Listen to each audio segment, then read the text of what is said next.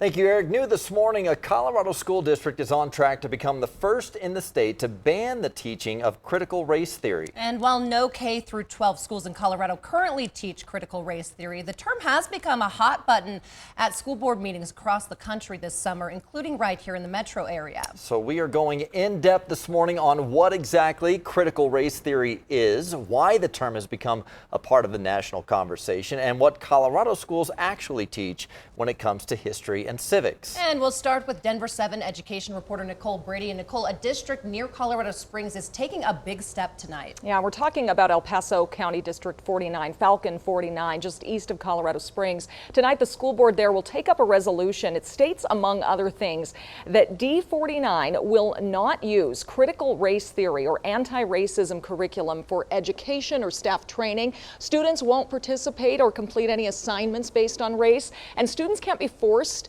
to admit privilege or reflect on or confront their racial identity.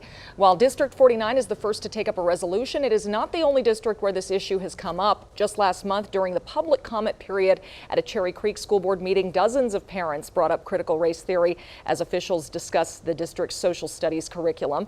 And in Douglas County, the term has come up in recent discussions about that district's new equity policy. One Douglas County parent appeared on Fox News recently and said the district's equity policy is the same as critical race theory.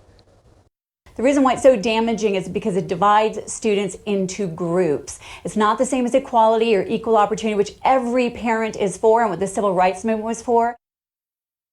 So as for the District 49 resolution, I asked the school board president what the goal of this is. He sent me a statement saying the goal of the resolution is to comply with anti-discrimination laws, value each person's uniqueness, as well as to promote equality under the law. This resolution will not remove discussions of race, race relations, or age-appropriate history to include slavery, the Civil War, civil rights, and many other topic areas. Tonight's meeting is only a discussion. A vote on the resolution is planned for August 12th. Yeah. So we want to go a little bit deeper on this. You've been following this for months. Explain what exactly critical race theory is. Yeah, well, I mean, I've talked to experts about this and just looking at the legal definition of it, it's an academic discipline that examines how racism has shaped the U.S. legal system and other institutions and policies in our country. So we are talking about structural and systemic racism here, but I spoke to CU Boulder ethnic studies professor Jennifer Ho. She said that CRT is something you would only find in law school and graduate level courses, not K through 12 schools.